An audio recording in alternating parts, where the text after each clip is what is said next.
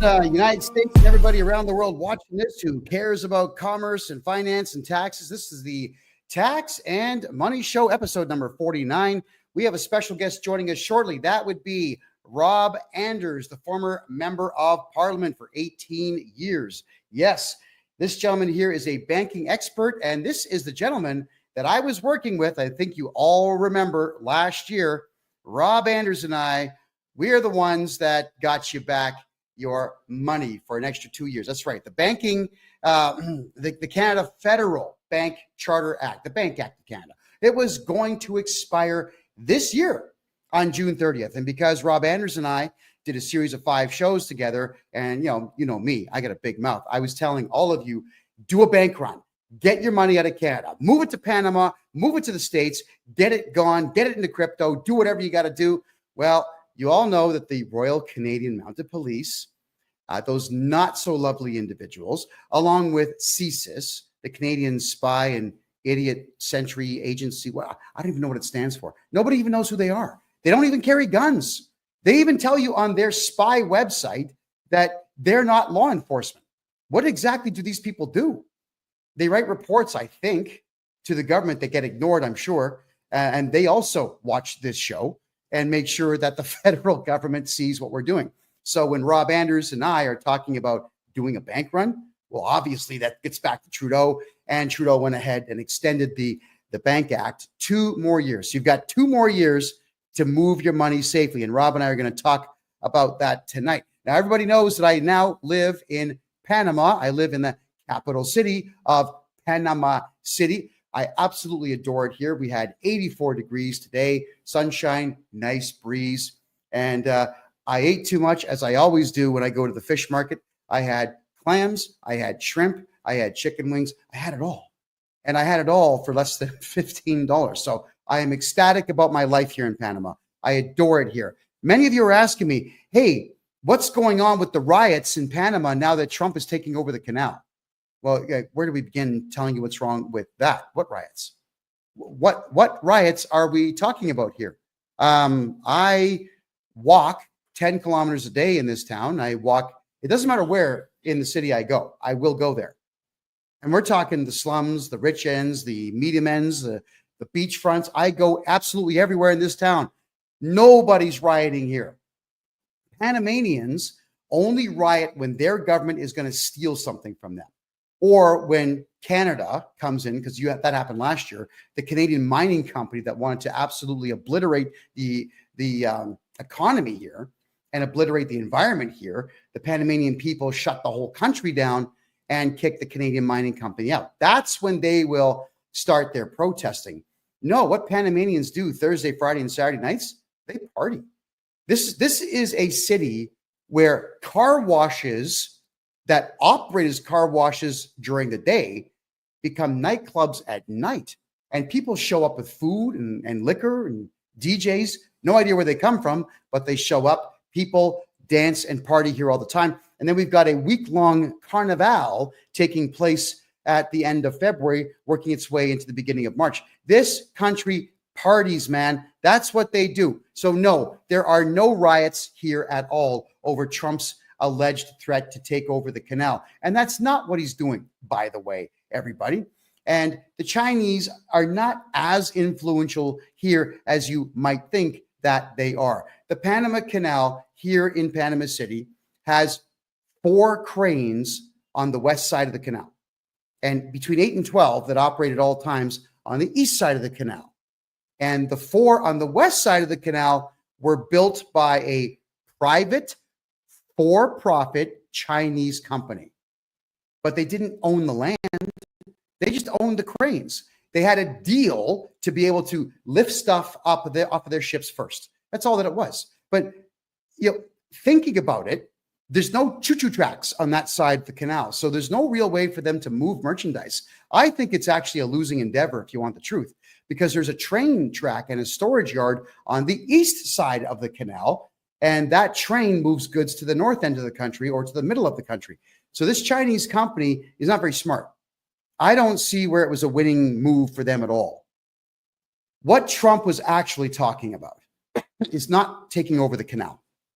What he was talking about is the Chinese government's made a very big move worldwide to loan money at astronomical interest rates to countries around the world for infrastructure projects, knowing that these countries cannot pay those debts, and the Chinese would then take over the infrastructure that their fake money paid for. For example, almost every highway in Pakistan is owned by China now. Yeah, they own all the shipping routes, the vehicle shipping routes now in Pakistan, because Pakistan fell for this. In Myanmar, all of you know that I was in that Myanmarian war zone back in 2018, January 2018. The Chinese were building a shipping port in the city of Sitwe, a city that has only one traffic light within it, I might add.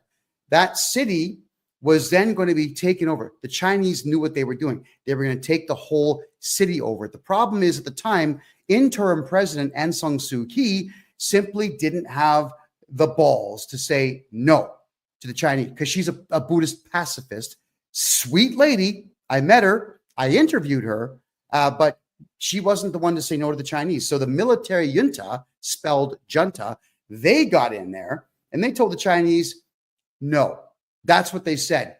No. But the problem is, everybody in Myanmar misinterpreted what the junta was actually doing. So it triggered a civil war between the Rakhine state, which is like their Quebec, and the eastern state of Myanmar. And then when the country was infighting, that's when the Islamic gangs of Bangladesh, they decided to make their move into the Rakhine state on the west side of the country and start slaughtering people again, because they were doing it when I was there, and they started doing it again a year and a half later, all because the military said no to China.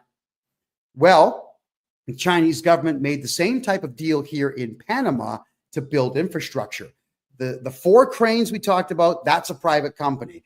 But the highway systems and the choo-choos and whatnot, yes, China was funding that. And now they are not, because Trump obviously made the appropriate threat in the appropriate way. But I don't think it's a threat. I think Trump made a deal. He's a businessman. I think that there's going to be a lot more money now coming into Panama because of this deal, where I'm sure the Americans are going to have to pick up the slack on what the Chinese will no longer be paying for. There's no war coming to Panama. Trump is not going to put battleships on the coast of Panama and launch rockets into this country. I live here. Do you think for a second a guy with my intelligence and my knowledge of politics in North America would still be right here on the shore, 800 meters away from the canal? If I thought for a second that Trump was going to put weapons on his ships and launch missiles into where I live, are you kidding? No, I'd be gone.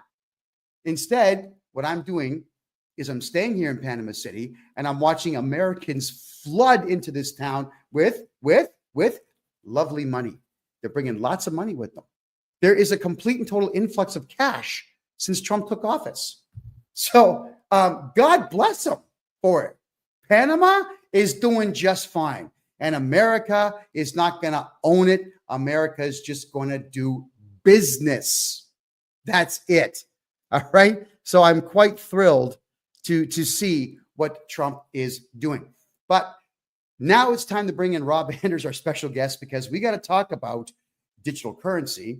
And we do have to talk about Chinese influence around the world, along with Canada's, lack of influence around the world now. We're going to talk about everything that Canadians and Americans and even Panamanians need to consider about their money. Rob, welcome back to the show. It is always an extreme pleasure to have you here. Thank you so much for joining us once again. Good to see you, my friend. Well, tell everybody who you are and why they need to love you as much as I do. Go ahead. Was a member of Parliament for 18 and a half years in Ottawa, representing Calgary West. And I think I've taken it upon myself to learn what I can about central bank digital currency. And it's not good. And the more I learn, the less I like. So I've been doing my best to try to warn people about it. And I was just reading a report today that the Justice Center is going to be putting out about it, warning people about the threats that central bank digital currency has to their privacy, their security, their freedom. So yeah, we're beating the drum on it, and I'm always happy with Ben Clausen or John Carpe or anybody else who wants to join the discussion and talk more about this. All right, so we're going to cover crypto throughout the course of the show. You worked with the Minister of Defense in Canada for a while, is that right? Several of them, sure. Whether it was Peter MacKay or Jason Kenney or Liberals, etc. Yeah, John McCallum, etc. Yeah, etc. All right, now just talk to me a second here. The Minister of Defense in Canada, what do they actually do? Well, a lot of them are just figureheads, to be honest. When Art Eggleton, for example, was Minister of National Defense, I actually felt really sorry for the brass that would come to visit him. My office was on the same floor, third floor, West Block. And, Art's office had a lot of those kids with, kind of green and blue and, whatever hair going on and lots of piercings and stuff. And I would see all these, polished brass military guys, shine shoes, the whole 9 yards, coming in, and they had to do presentations to these kids. They were obviously woke and progressive and liberals and all that type of stuff. And I thought, those poor bastards, they've probably served 20, 30 years, whatever, in the military, and they have to come in and report to these as their civilian oversight. I thought, dear God. So some of them are kind of figureheads. John McCallum was actually a minister at one point. If you can believe it, he was actually giving away plans for our Canadian warships. We have the most advanced ship we have in the Canadian fleets are frigates, and they are so EH-101 helicopters can fly on those things and drop sonar buoys in the water so that Canada can help with regard to anti-submarine warfare. Yeah, it's the fastest ship in the fleet. It's the most sophisticated in terms of its listening devices, etc. And they have this thing, a claw, that captures the EH-101 and then hauls it into protection so that it's protected from the inclement weather, especially in the North Atlantic with the sea salt and everything else. McCallum was touring a Chinese admiral around, and the admiral said, "Oh, that looks interesting. We'd like that." It was a uniquely Canadian design. He just gave it to him, and then people have been talking about how the Chinese military was practicing in the Canadian Arctic or had arrangements to do so. Well, that goes back to John McCallum. You think about it. China's got cold areas. They got places up in the north, Manchuria, etc. Up, against Nepal, Tibet, etc. But they don't need to practice winter warfare in Canadian Arctic, And obviously, when they wanted to buy that mining company that was up with its own mainland access, type of thing where they could have a base up there. Like, it's just insanity. Some of the things some of these ministers have done to compromise our national security. I could go on. Yeah. So, okay. Well, I'm sure that you could, but it just seems like our defense ministers have been complete idiots, fools, and don't know what they're doing. They know nothing about military tactics, probably never served in the military. And then to make a deal with the Chinese saying, "Hi, guys, come on over to our harsh climate and our harshly trained soldiers who are there specifically to fight in this weather. We'll teach you how to beat them in the very same weather." Wow. Why would they? Why? The amount of subversion that has gone on in Canada, whether it's with regard to the military, Canadian Border Services Agency, the CRA, etc., with regard to China, politics, you could look at the BC legislature, you could look at the federal politics. It's disgusting the amount of stuff that's going on with that. Yeah. So I'm just wondering, is there maybe any precedent that could be set by making sure that we put somebody with real military experience into that role? Well, that's part of the problem in Canada, is that so few of our elected representatives actually have any military background. Like in the United States, many more members of Congress and the Senate actually have military backgrounds in service, but in Canada, it's sadly lacking. And, I don't even necessarily have to have somebody with a military background, but they have to kind of get it. They have to understand national security. They have to care. Like the guy in McKay's office who was the best, his wife is now retiring as an MPP in Ontario, Lisa MacLeod, was Joe Varner. Joe Varner, when he worked for Senator Forrestal, did amazing counterterrorism work, produced these beautiful summations of kind of counterterrorism and terrorism activity around the world. I used to get those and read through those. And he was the guy that was coordinating those Halifax summits that Peter MacKay would put on in terms of North American security. So hats off to Joe Varner for his service to the country. All right. So I think the correct answer to my question is the Minister of Defense does nothing except commit high treason. I think that's what I heard. Yeah, well, there's, I mean, there's recent ones where they were put in, I think, largely for the issue of gender and the idea that, there were women who, had complaints about the sexual harassment, etc. And it's a legitimate concern. Don't get me wrong; it's an issue. But surely to God, we put in ministers for more than just that. Like the Canadian military or the American military, any military for that matter, should have to deal with more than DEI and gender issues and transitioning and whatever. I mean, if that's the biggest issue, we're in deep trouble. Yeah, and none of that makes money, by the way. So that's the biggest problem. It costs a lot of money. It doesn't make money. All right. So you're somebody who is very seasoned in politics in North America. So I just want to get your take now on the Trump election with him in office. You're also kind of an economist. You're definitely a banking expert. Is this good for North America and I guess the Western Hemisphere in general? Go ahead. Well, okay, so Trump is in a war in a sense with China and BRICS. You've got these countries, whether it's Brazil, Russia, they say India, but I think India is actually hedging out of it. China, South Africa, etc. They're trying to challenge the U.S. dollar. And I'm not saying the U.S. dollar is perfect. They used to have 20,000 tons of gold. Now they're down to 8,000. But it's still the cleanest shirt in the laundry pile. And BRICS is a terrible scenario to go with. I mean, could you possibly trust the Chinese by telling you what they have in terms of gold reserves? And the Russians, of course, are spending most of it in Ukraine, so you can't trust them. And if I'm China, I'm sucking every bit of gold out of Russia for drones and missiles and whatever else I can get out of them. So I'm grateful that the Trump is battling that. My only worry that I have, my concern there, is I would not like to see the United States adopt the Fed now or a central currency, or even to limit the amount of cryptos that are out there so that effectively it becomes a central bank digital currency. So I do worry about that a little bit still. He's certainly better than Kamala Harris and Joe Biden or whatever with regard to that. But that is a worry. Like Europe, for example, I just saw today. I'll be putting out some stuff about this shortly. But the European Union is looking to introduce its own central bank digital currency in October of this year, and that's a terrible, terrible idea. So I'm grateful that there are European politicians, conservatives, nationalists.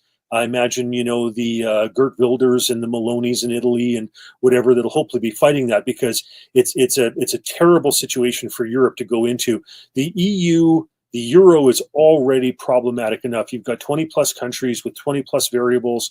That's 400 to 500 variables to try to figure out the value of that currency on any given day. Let's face it, Portugal, Italy, Greece, and Spain, they call the pigs in terms of their debt situations. Meloni, at least to her credit, is actually buying up gold to provide a bullion reserve for the Italian situation there. But their banks. But it's bad. And Brexit, Britain's out. Germany is the one holding the bag with the election of the Alternative for Deutschland. They want out. They don't want to be holding the bag and paying the bills for Europe. So the euro is going to be in trouble. And I think what the European central bankers are thinking is that they're going to switch over to some sort of European central bank digital currency.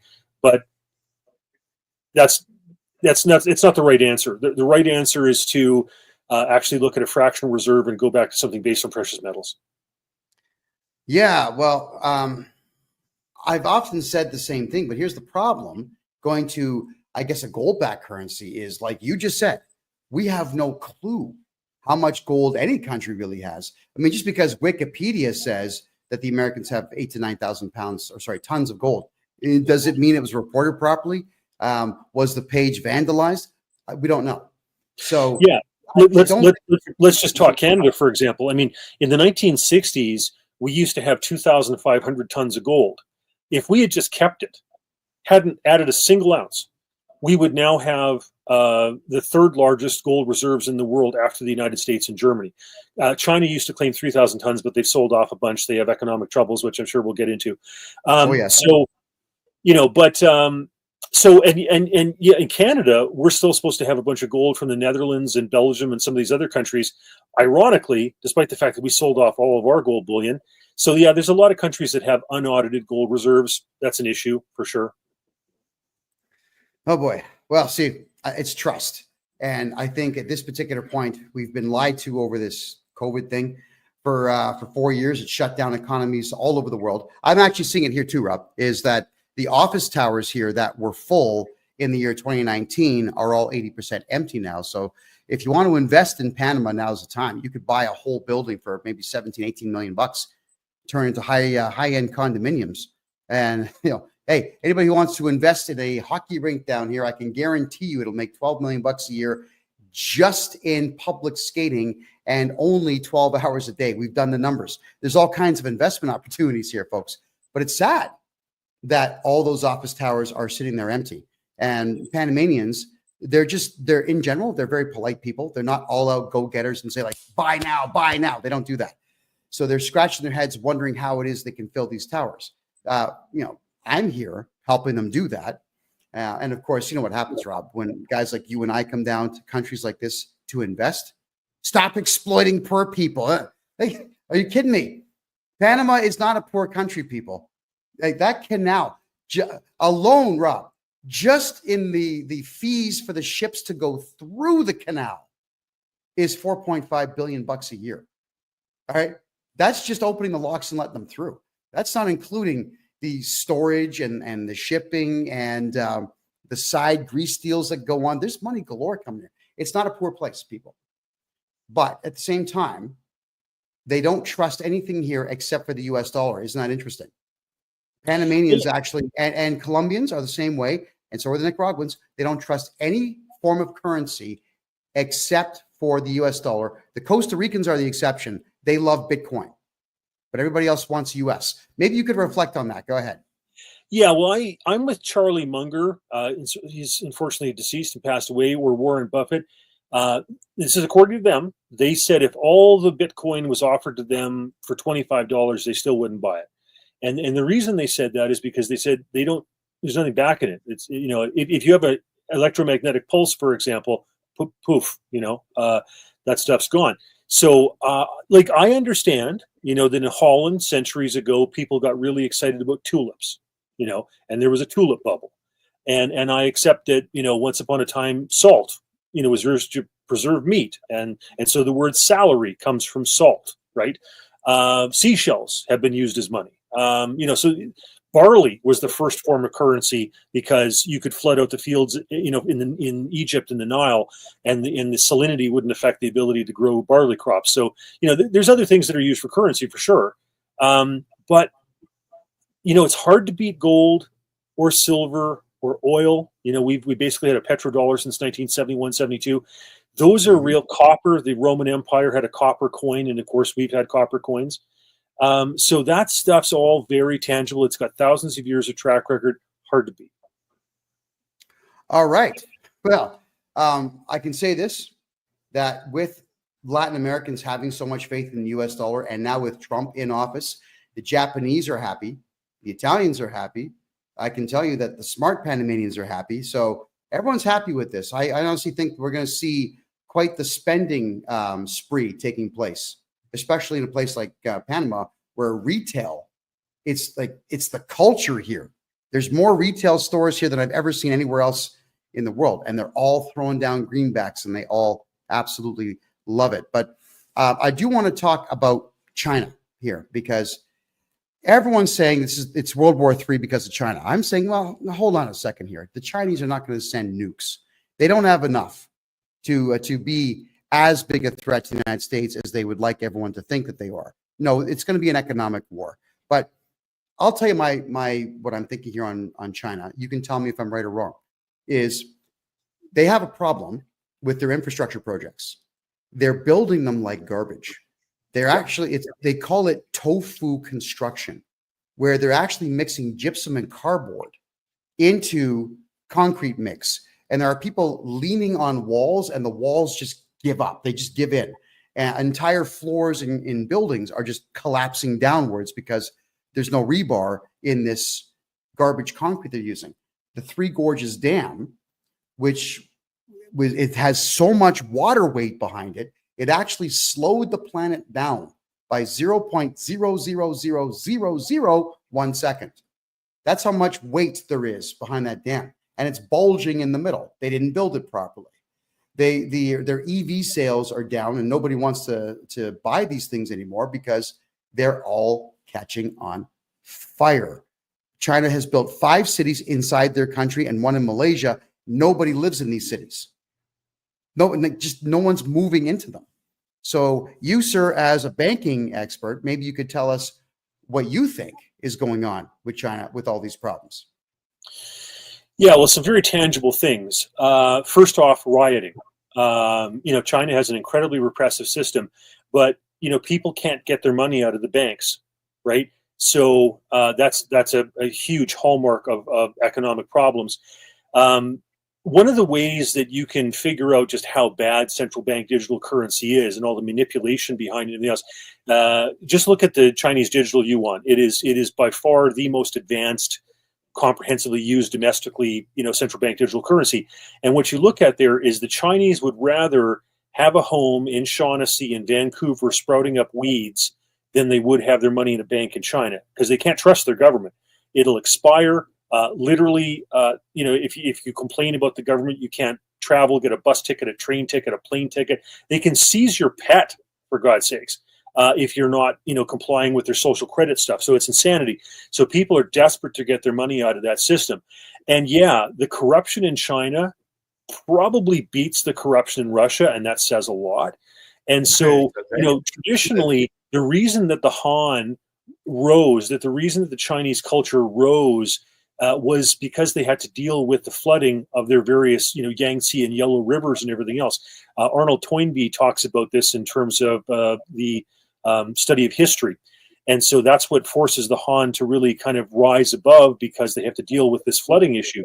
Well, if the Three Gorges Dam goes, and it's looking like it will, that is a massive economic, political, everything catastrophe, humanitarian, whatever for China, and it'll set them back tremendously, no doubt about it. Well, certainly. All right, now they're also spending a ton of dough in China on building islands in the South China Sea because of the 200 nautical mile distance. You own the ocean 200 nautical miles off of the coast of your country. It's difficult to judge when countries overlap.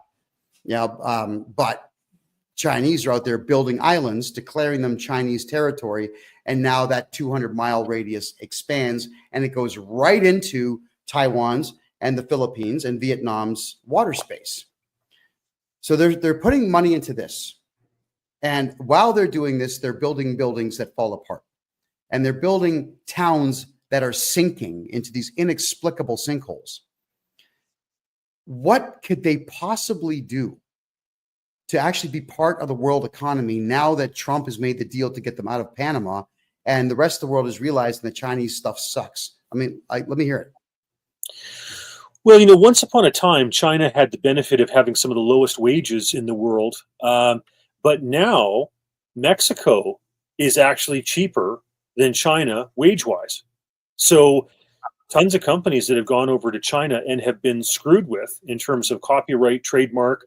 You think of pharmaceutical companies like Bayer, et cetera, going over there, hoping that they were going to get a good deal on labor, and knowing that they only had like one official to bribe, as opposed to India, where there were multiple things, because it's kind of a more diffuse culture and more reliable energy or whatever. But the problem is that the labor costs have gone up, and you got to ship it across a whole ocean. So if you can, set up a deal where you're manufacturing whatever it is in Mexico, you have far greater proximity to the United States and just broader North American market. China's got troubles. China's got problems for sure. Whether it's just massive corruption. One of the biggest problems, obviously, is just the Chinese Communist Party. I mean, that desperate structure trying to hold on to power that watched as Nicolae Ceausescu was literally strung up in 1989 when the wall came down. They're desperately trying to hold on, and it's holding them back. It's almost a feudalistic type of structure economically, where unless you have connections to the Chinese Communist Party, you don't flourish. Right. I could tell stories about the stuff that I saw when I was in, Dubai, for example. With Chinese goods that were being sold over there that told you very clearly where they stood in terms of supporting terrorism and that type of thing. They've got troubles for sure. Okay, so do we just sit back and watch them implode, or do we have to worry about the fact that there might be some type of conventional or tactical nuclear war between the two? What are your thoughts?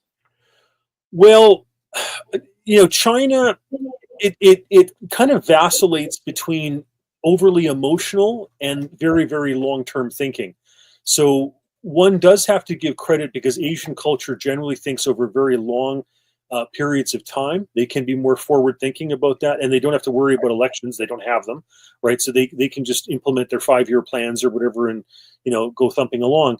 But there are times when they get overly emotional with regard to how they're going to deal with something. And that's where they differ somewhat from the Russians, because the Russians are, much more a chess playing, kind of longer term, longer thinking, less of a short fuse culture generally.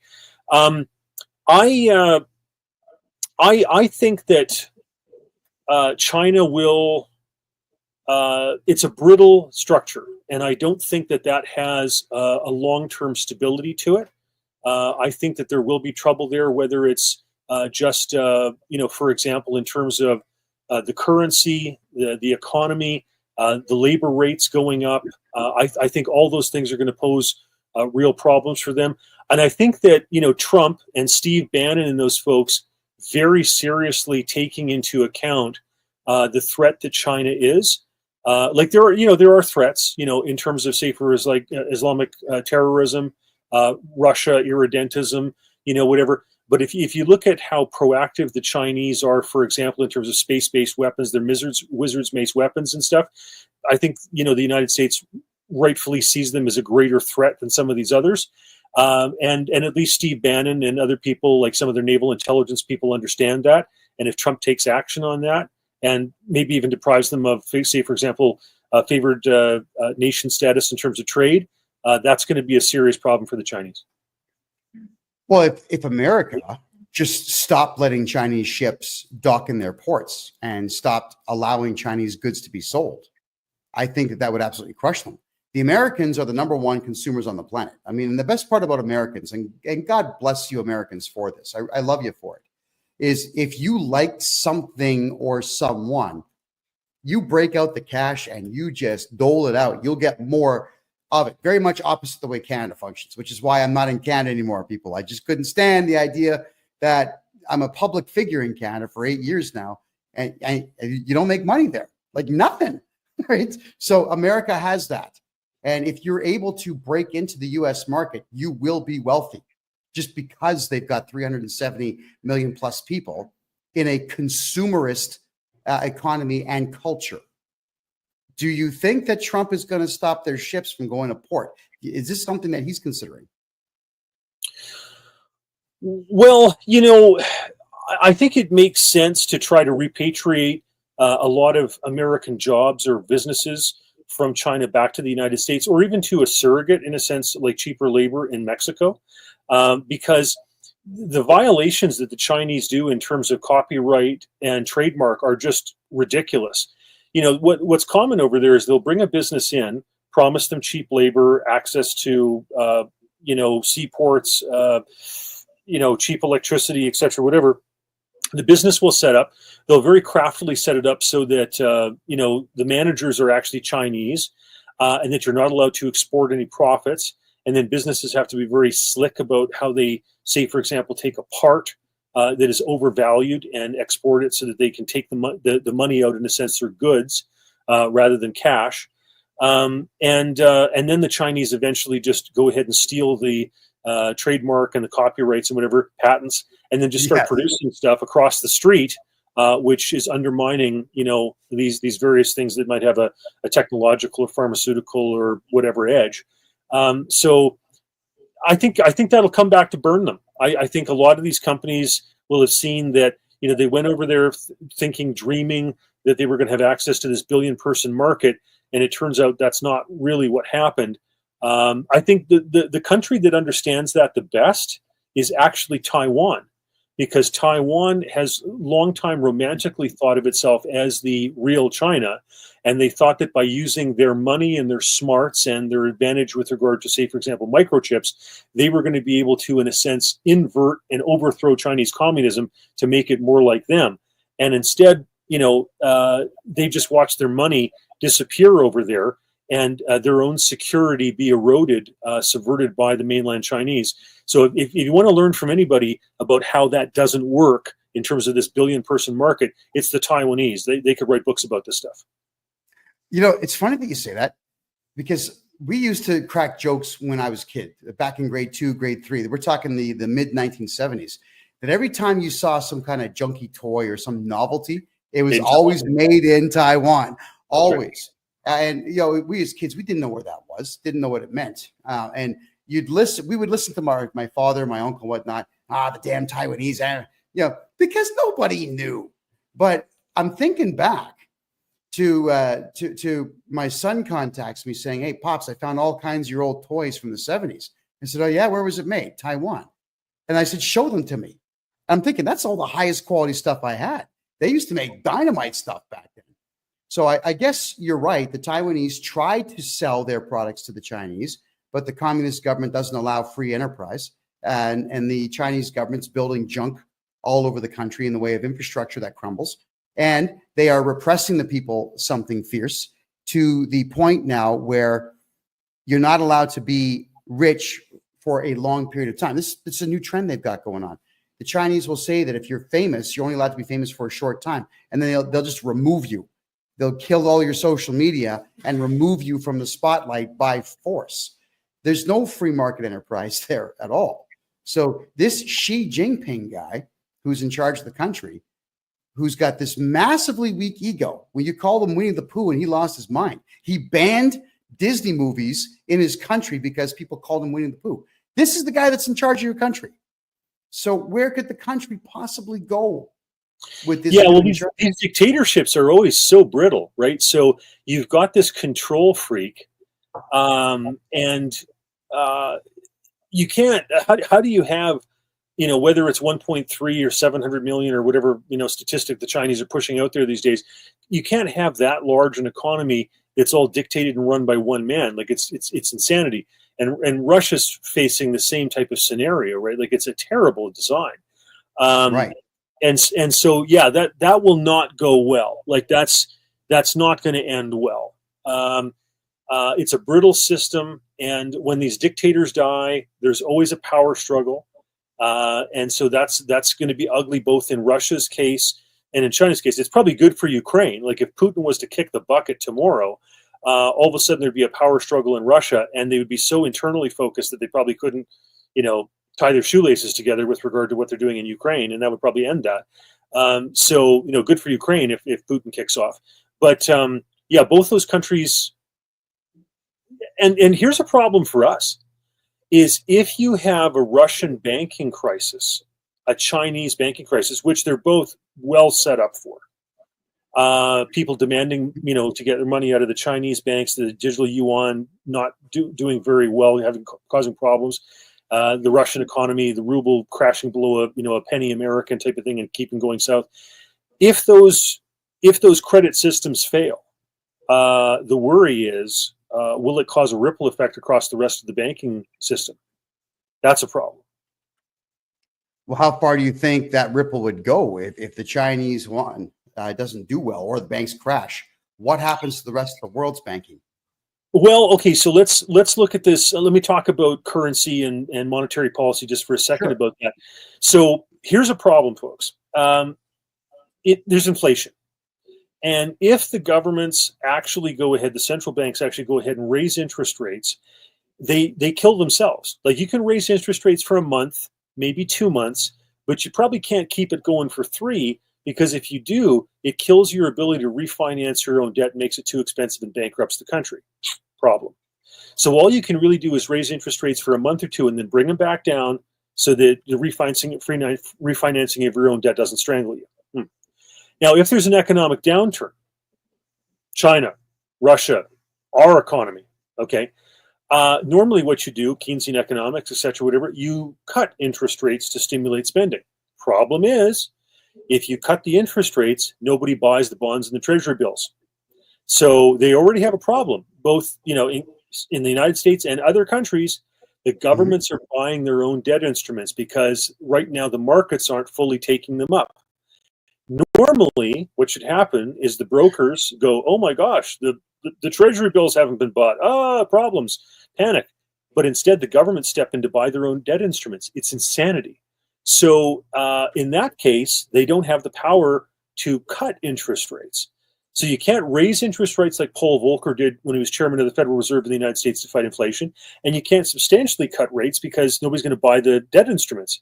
So the only option you have is to go ahead and deflate the currency, is to go ahead and or inflate, depending on how you look at it. And so as a result, all you do is print money. And when the United States pulled off the gold reserve in 1971, up until 1980, in that decade, the purchasing power of the U.S. dollar shrunk by 75%. So what you could buy in it basically went down to a quarter, right? So the value of your dollar in 1971 was value of what you could buy for a quarter in 1980. And that's what not just the United States is facing, not just Canada, but most of the countries in the world are facing that. And that's the reason why people are seriously looking at gold and silver and other things, because the only option these governments have is to inflate and print money. Yeah, okay. And we've seen jihadi Justin Trudeau do that. How could Canada, which it had a surplus of $10 billion when Harper left office and Trudeau came into office, and with a country of 40 million people where 11 million are not working because they're unskilled foreigners that just showed up with nothing and they've been given everything, how could you possibly pay that debt? So the Canadian government, like many governments, is just printing cash. You know, Rob, what's terrifying about that is after World War I, I've seen all the archive photographs where children would break into banks and grab all the cash that was in there, not to spend it because it had no value, but to make forts out of it, to play with it like it's Lego. There's look it up for yourselves, everybody who's watching right now. Just jump on Google and look up German children playing with Deutschmarks as toys, because it was a million marks had a penny value by the time the war was done, because they just kept printing it. The Canadian dollar is doing the same thing. So now let's talk about Trump versus Canada here. There's so much Canadian money floating around the world, not inside the Canadian economy. Do you think that Trump has considered that? And if so, what plan does he have for that? Well, Canada's got nothing backing its currency, right? Like, we have no gold bullion reserves. We're one of 12 countries in the world that has absolutely nothing. And we had, like I said, a strong financial position, even stronger than there was vis-a-vis the United States probably in 1960. Canada used to have a free banking system from 1817 to 1914. We were the best banking systems in the world, but now we're in serious trouble. So, there's been this, threat of tariffs, which really was because Trump wanted us to fix our border security issues, et cetera, blah, blah, blah. But, if he just pulled a Millet, and if he cut stupid spending in the United States and got rid of woke progressive programs, what would happen is money would flood into the United States, including Canadian money, a lot of it. And our dollar would slump. The only thing that Canada has going for it is our beautiful trade relationship that we have with the largest market in the world, the United States of America. When Mulroney was in and conducting the free trade agreements, 80% of our trade was with the United States, foreign trade. Now it's about 60%, which is still a massive chunk. If there's anything that threatens that, that's the only thing we've got going to prop up the Canadian dollar. That's it. So, if the Canadian dollar really fell into a slump and that trade relationship went south, or we had just a tremendous downturn in our economy, all Trump would have to do is say, well, listen, Canada, I'm willing to let you swap out Canadian dollars for American dollars. And if that dollar keeps on dropping, there's a lot of Canadians that say, done. You know, like the I'd be at the front of that line, Rob. Really, yeah, the front of that line, I would be there. I've had discussions with some of my intelligent friends about this, and I'm just going to run through like the mistakes that Canada's made over the years. Okay, and it goes back a long time. So, you know, we used to have, for example, the Winnipeg Grain Exchange was actually bigger than the Chicago Mercantile Exchange. But what did we do? We went ahead and centralized it, created the Canadian Wheat Board, bought wheat off of farmers for below international market value, and sold it subsidized to China through Canada Steamship Lines, Par Martin's, you know, the Martin family's company, okay, with a monopoly contract on that. Foolish. Killed a perfectly good grain exchange that would have, you know, potentially been bigger than the Chicago Mercantile. Insanity. We created the Canadian Broadcasting Corporation, which employs 50% of all the radio and television journalists in the country. You know, effectively kneecapping the ability to have, you know, a lot of private sector do a lot of that type of stuff, etc. Then, for example, you know, we gave up on the Avro Arrow, and a lot of those engineers went south to the United States. You know, we were sold at the time at the idea that, you know, it was intercontinental ballistic missiles and long-range bombers weren't necessary. Well, long-range bombers are still around, and we lost that key sector of the economy. You know, we could have been a nuclear power. We had a Minister of National Defense, Doug Harkless, and wanted Canada to be in that realm, and instead we chose to play pacifist with regard to that. We had, like I said, the gold reserves in 1960; those have all been sold off. We elected a communist sympathizer like Pierre Elliott Trudeau, and his son's not much better. You know, we've had all these left-leaning, you know, kind of prime ministers, etc. And then, you know, we had this opportunity with oil and natural gas to sell to Germany, Japan, South Korea, you know, all these countries. And what did we do? Kill pipeline after pipeline because of woke environmentally, you know.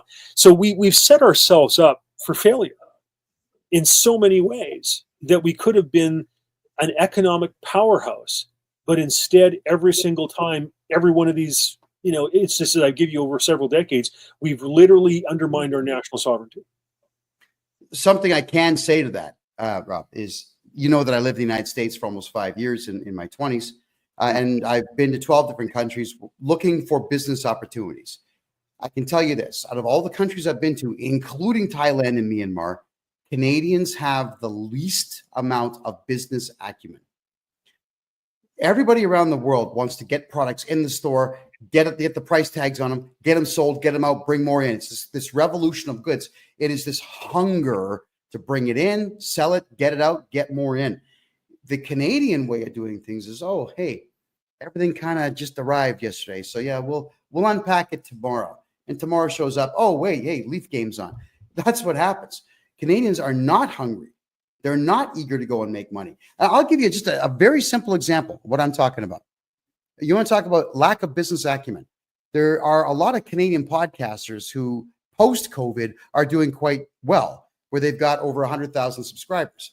I, as you can tell here, I'm a Canadian tax expert. I do a lot of taxes for a lot of people and get them back a lot of money. And I want to advertise on these Canadian podcasts, a 30-second commercial at the beginning of their shows. All of them said the same thing. Nah, we don't take advertising. We don't want to appear like we're some kind of conglomerate. Are you kidding me? Well, what are you doing it for? Why would you spend 40 hours a week having a podcast and collect no money? Do you think somebody cares that you're not taking money for what you do? That it's the whole country thinks like this. So that is why Canadians are not taking advantage of and exploiting their own natural resources. Potash, diamonds, golds, copper, nickel, phosphorus, oil, beef, fresh water. You know, and Canada produces so much electricity that we actually have to pay the Americans to take it from us and put it into their grid. We don't even know how to make money on producing too much electricity. So I can't be in Canada because I cannot be around that type of thought process. That thinking is why everyone's broke. So everyone wants to blame Trudeau. My life sucks because of Trudeau. Well, did you look in the mirror? Do you think like an American or a Chinese businessman. Hunger, money, now, money now. That's how I think. I'm talking like Kevin O'Leary now. I want to make money. Everything I do has got to make money. I have not been on a date with a woman for a year and a half because it costs money to do that. I'm not making money when I'm wasting my time having these conversations. But Canadians don't think this way. So they're in a lot of trouble. And that is the only concern. And you can reflect on this one now. My only concern, if some Canadian provinces join the USA, will that crazy non-hunger for success begin to rub off on the Americans? Go ahead.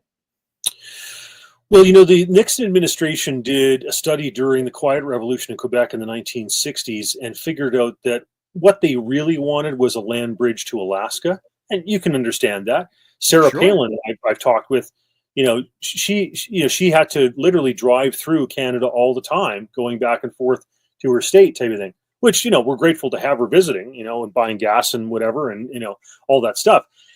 So I understand that. Alaska and Hawaii were admitted as the 50th and 49th state in 1948. Their financial position, there were people in Alaska who didn't want to become the 50th state. And the reason they didn't was because at that point, Alaska was a territory. It was a protectorate, like a Guam, like a Puerto Rico, like the American Virgin Islands, like the Philippines used to be, like Panama used to be. And so the upside of that was that nobody paid federal income tax. The only people who did were the ones who worked for the federal government. Nobody else did. So you imagine if all of a sudden you shave 20%, 22%, whatever off your taxes, pretty sweet, right?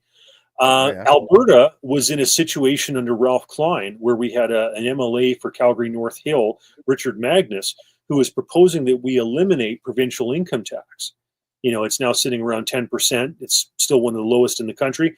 But if we eliminated that and just had oil royalties, for example, that would put Alberta, if you didn't have to pay federal income tax and you didn't have a state or territorial, whatever, provincial income tax, all of a sudden, Alberta would be the lowest tax jurisdiction in North America. It would be lower than Wyoming and lower than Alaska.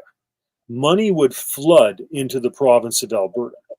So, there's a lot to be said for that because Albertans overpay in terms of equalization, billions and billions of dollars. We're owed by the federal government hundreds of billions of dollars in terms of our overpayments for Canada Pension Plan and everything else. Alberta would become the per capita wealthiest jurisdiction in North America. It's pretty compelling.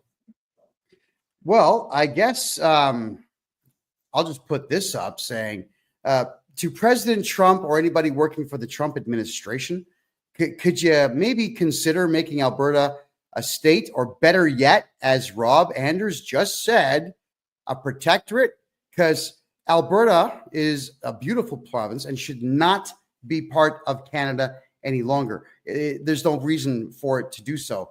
And I still have my Alberta driver's license. So should a protectorate situation happen, I'm an American national that same day. And for all the Americans watching right now, I'm a Canadian citizen who had to escape, didn't just leave for fun. I had to escape communist Canada because there were 7 attempts on my life as a journalist and 7 months of prison time for just telling stories online that I could back.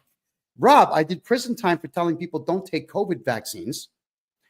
And now the same province, which was Alberta, that locked me up for that, has just come out and said, everybody, there was no COVID. Like the province admits this now. So, I'm just saying that for the Americans who are watching, Canada is pretty bad, especially the provinces of Ontario and Quebec. And if the Trump administration is watching, I would very much love to be an American national because that day I would turn over my Canadian passport and say goodbye forever. There's no reason to be in Canada at all as a Canadian citizen with ambition and drive. And I think there's a lot of Canadians out there who share that sentiment. When you have drive and ambition in a communist country, they'll crush you. They're crushing people in China and they're crushing people in Canada. And when I explain that to Panamanians down here, typically through a translator, they're blown away. They actually say, I want to go to Canada because Canada says there's there's gold on the streets, saying, no, there's death on the streets. That's about it. Your thoughts? Yeah, well, Bjorn Borg left Sweden because the taxes were too high. There's a number of people who've left the United Kingdom because taxes were too high. And Canada is no exception to that. People leaving Canada because they just don't want to put up with the taxes anymore.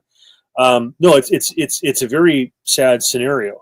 And that's why so many of our entertainers and people who, earn good money for their abilities, their merit, leave Canada and go to the United States because it's just a cheaper tax jurisdiction, and your money goes further. Your purchasing power is more, etc.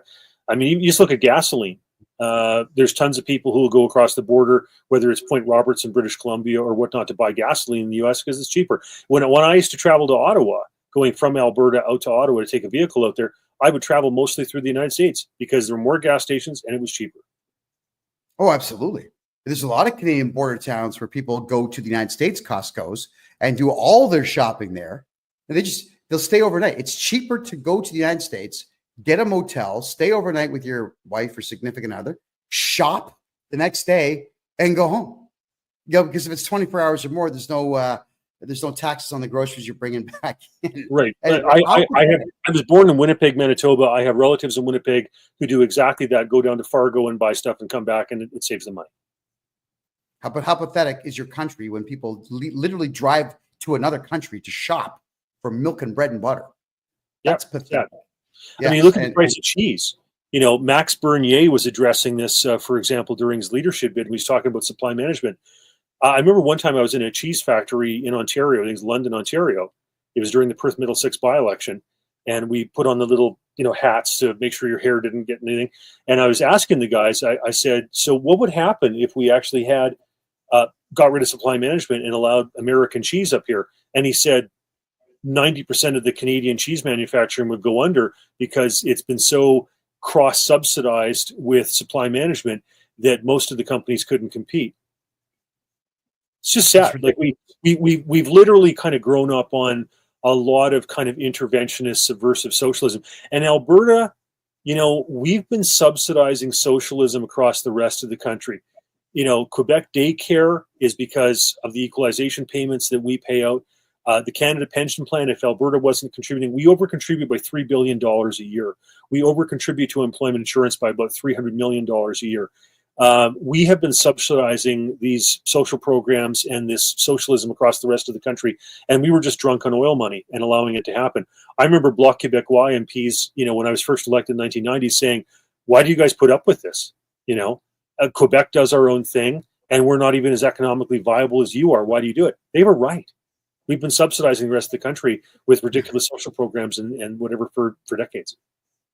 Yeah, and for our American friends who are currently watching the show, Canada is full-blown communist. It really is that bad. And the vast majority of the Canadian economy is subsidized by the government, which is not government money. It's taxpayers' money.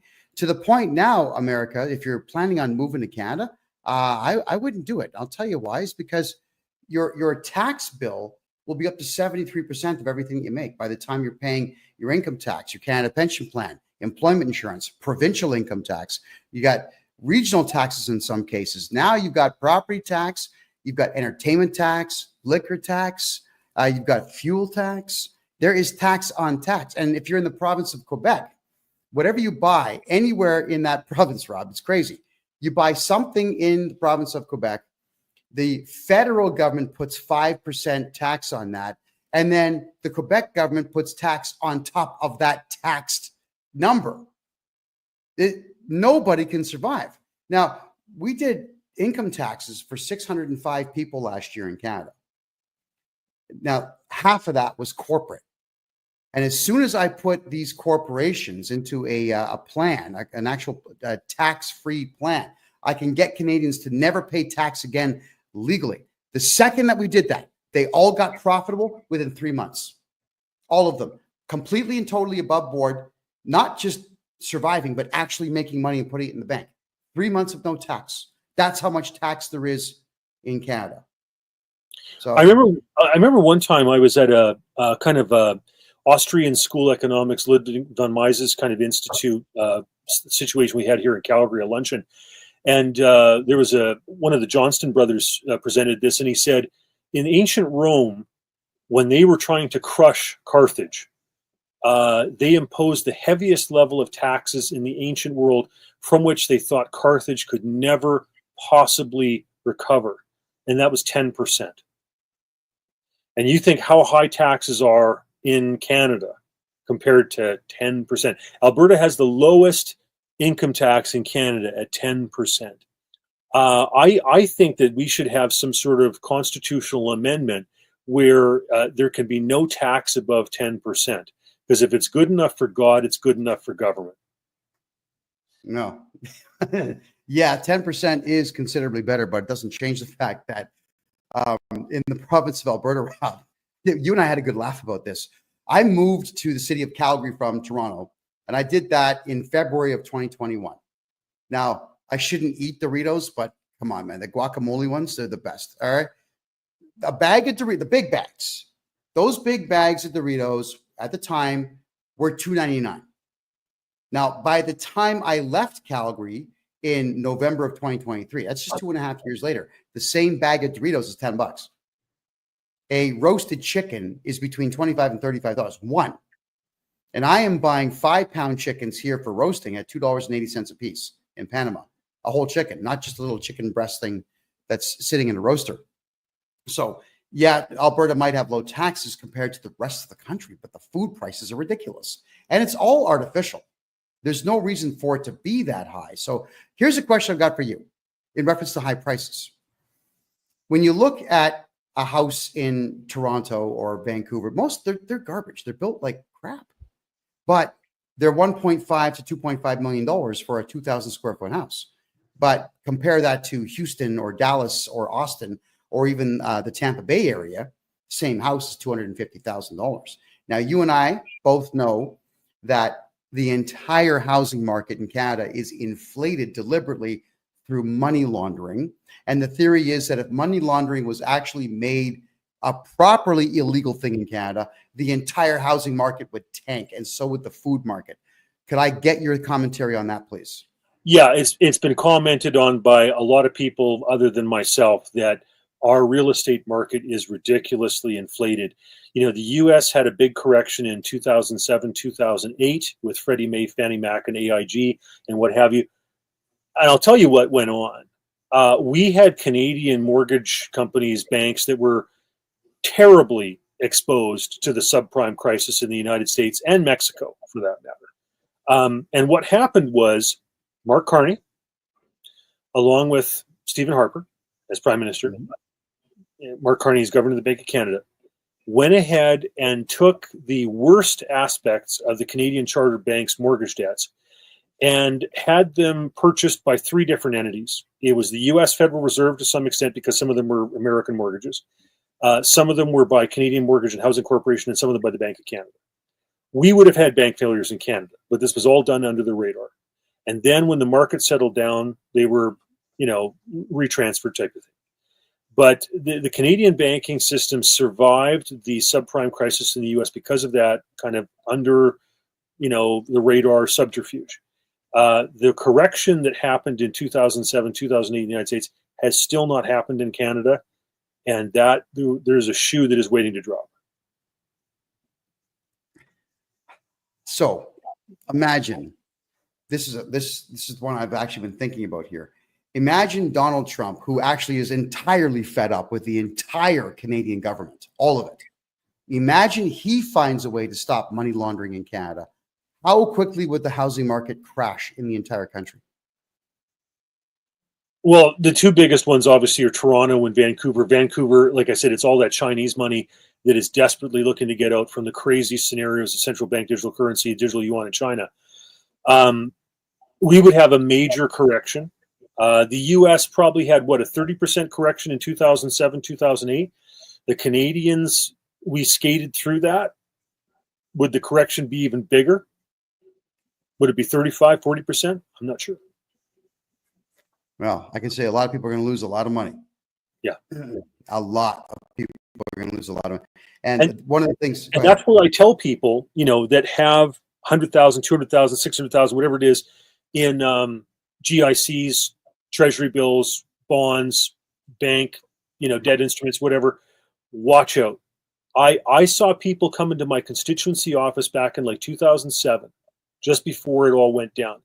And they were facing bail-ins where they were losing this stuff because of the fine print, okay, with regard to bail-in contracts on this stuff. And they were money just pixie dust, eliminating. And I worry for a lot of people in Canada. They don't understand how compromised the system is. It's not a bail-in. It's now a bail. It's now a bail-in. It's not a bailout. It's a bail-in.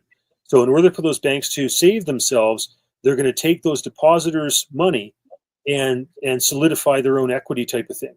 And the depositors are the ones who are going to lose out when they read the fine print. And so there's a real storm coming. There's a reason why Warren Buffett has pulled as much money out of the market as he has. He realizes there's a correction coming. Oh boy. So Canadians who have money in the bank, and the money is at the second lowest it's ever been. The Canadian dollar sucks right now. Oh God, it sucks. What are the chances it could crash before the Bank Act expires in 2.5 years? Any idea? Well, I think what that's predicated on, and I've said this, just previously tonight, if the Chinese have a dam break, if the Russians have an economic collapse, it's going to cause ripple effects throughout the Forex exchanges. The euro is precarious. They're living on borrowed time. Portugal, Italy, Greece, Spain, the massive debts. Britain's pulling out of it because they don't want to hold the bag. Germany, Frankfurt, the bankers in Frankfurt are pulling out because they don't want to hold the bag. The euro, in my prediction, will collapse. Margaret Thatcher was exactly right back in the 1980s when she said that the European common market made sense because you could buy Czech crystal or British cod or German steel more cheaply because it wasn't paying tariffs to those various countries. That made sense. But the lack of controls and the idea of a European common currency didn't make sense. She was right in the 1980s. She's just as right now. And that will collapse. I just wish I knew exactly when, because you could buy puts and make a fortune. All right. So we should probably have a financial advice show coming soon. What to buy to avoid the crash. That's not a bad idea. Oh man, it's a lot to, this is a lot to take in, obviously. And really what's going on here, Rob, is that you're hitting me and the audience with the same amount of information that I'll hit my clients with in the 1 hour consultations that I do. And it's truly mind-blowing how little we all know about the financial markets in the world and even what money is at all. So how can we help people here? Is there anything that you and I could say that's magical right now to help the average person comprehend all this? Yeah, well, I'll take some of the stuff out of the report that I read today from Justice Center, right? Use cash, keep it alive. Because, if you get to a situation where banks don't want to distribute or stores don't want to let you pay in cash, that's a big problem, folks. As well, you can't get around precious metals. Brett Oland and I have talked about this. He gets it. He's one of the adults in the room with regard to this stuff at Bow Valley Credit Union in Alberta. Alberta should actually have its financial institutions commit to 1% of their assets in gold, silver, maybe copper, oil in Alberta's case, etc., because it's real, it's tangible. Right now, it's based on nothing, folks. There's nothing backing it at all. And if the Canadian dollar continues to drop, it's a disaster waiting to happen. So it's hard to get around precious metals. Weimar Republic Germany, when they started to inflate money, which I said before is the situation all the central banks are in. They can't raise interest rates really to correct inflation. They can only do it in a posturing kind of way because they'll bankrupt themselves. They can't cut the rates because people won't buy their debt instruments. So all they can do is inflate. And that's kind of the Weimar Republic situation they were in, after World War I. So what did they do? They were actually breaking up gold and silver chains so they could buy bread. Little links of gold and silver were what they were using as real currency. So it's hard to get around that, folks. Even the Soviet Union, when they tried to get rid of cash, when they nationalized the banks with the Gazbank in 1917, I have an example here. This is what a Russian silver, a Soviet kopeck looks like. They had to revert to this in 1921 because they had 1/13 of the Russian population, 10 million people starving to death. Okay. And in 1923, they had to revert to gold because nobody trusted the Russian banking system. That's how bad it was. That's what it comes down to, folks. That's where it goes. Okay. Rob, we got folks on Kick here and on TikTok who can't see you. They can only hear you. Could you just remind everybody who you are, please? Go ahead. Sure. Rob Anders. I was a member of Parliament for 18 and a half years in Ottawa, represented the riding of Calgary West. And I've just gone down the rabbit hole of central bank digital currency in the last few years and put out, lots of emails about this stuff, and just reviewed a report today that was put out by Ben Clausen from the Justice Center on this. I'll be doing some other podcasts coming up with Sharon Polsky, who is one of our people involved with privacy matters in Canada, and also I've done some stuff with Brett Olin with Bull Valley Credit Union. He runs that. Okay, fantastic. So I also want to tell everyone this. Rob Anders was incredibly helpful when I was running for mayor of Calgary. You had me and a few other candidates for our city council come on over, and you educated the hell out of us on the right way to dress and the right way to present. And Rob, it was unreal. You gave all of us a 45-minute section of your lecture on suits worn by leaders around the world for the psychological impact. Maybe why don't you just tell people a little bit about this? Because the one common denominator was the most successful politicians out there all seem to have blue suit, white shirt, nice colored tie. Let's hear it. You're a former politician. What's the deal with that? Well, okay. So basically, if you have the same color that goes, for example, from your shoulder down to your heel, a more traditional suit, as opposed to just like a sport jacket and pants, it's a solid color, right? It has a solid, look. I remember we were taught when I was just getting involved with the Reform Party and doing question period in the House of Commons that young guys would want to wear solid, light absorbing colors like cashmere, etc., because it sucked the color in and made you seem more solid. But for older guys in our caucus, like say, for example, John Reynolds, who had been elected, back in, an earlier iteration and returned to the House of Commons, you could get away with more silk and stuff because it kind of gave a youthful, ambiance or vibe to it, etc., whatever. As well, you wanted to, either have a light blue shirt or a white shirt, because that's Beau Brumel's thing about having the clean linen.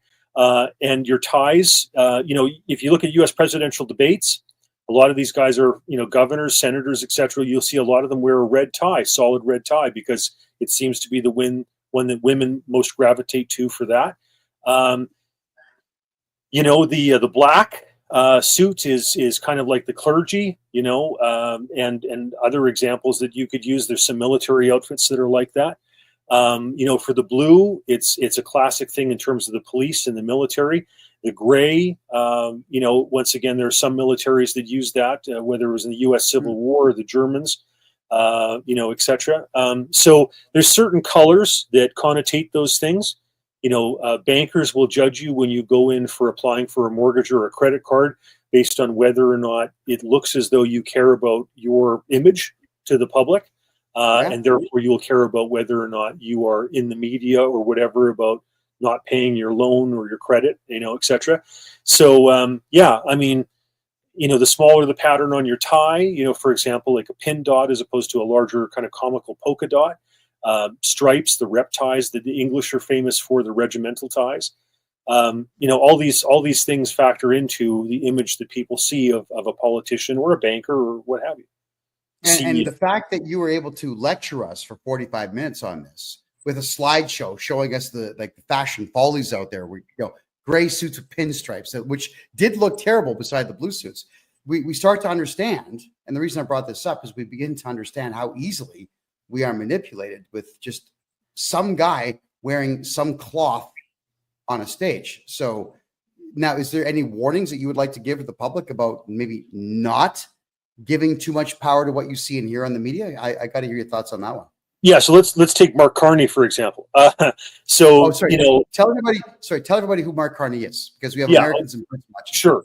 Okay, so Mark Carney was the former governor of the Bank of Canada, hired by Stephen Harper, then hired by the Bank of England, and is now running for the leadership of the Liberal Party of Canada.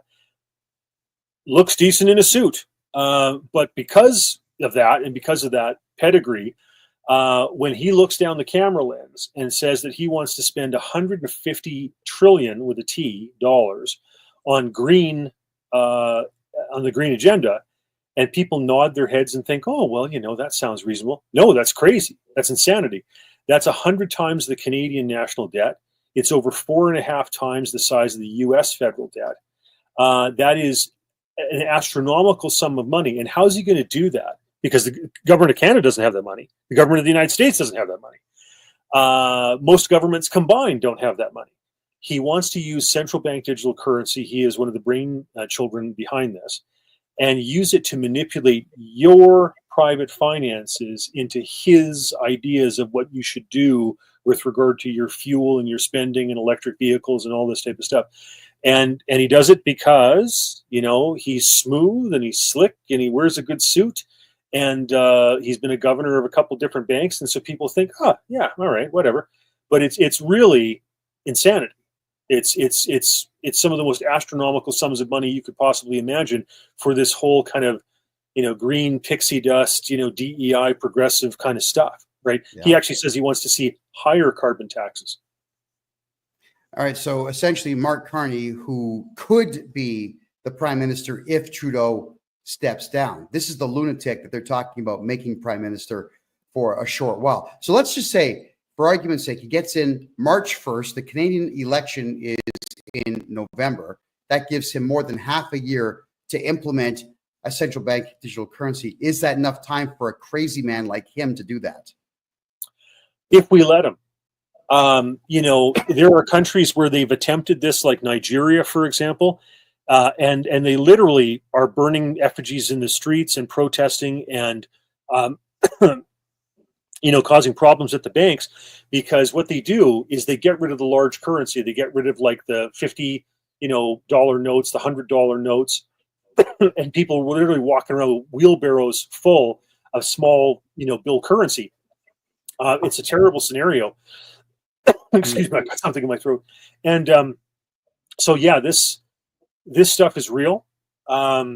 It's what these globalists plan. Mark Carney is one of the brains behind this stuff, and it's going to mean tremendous hardship, not only for Canada, but this guy's going to try to sell it to the European Union and other countries.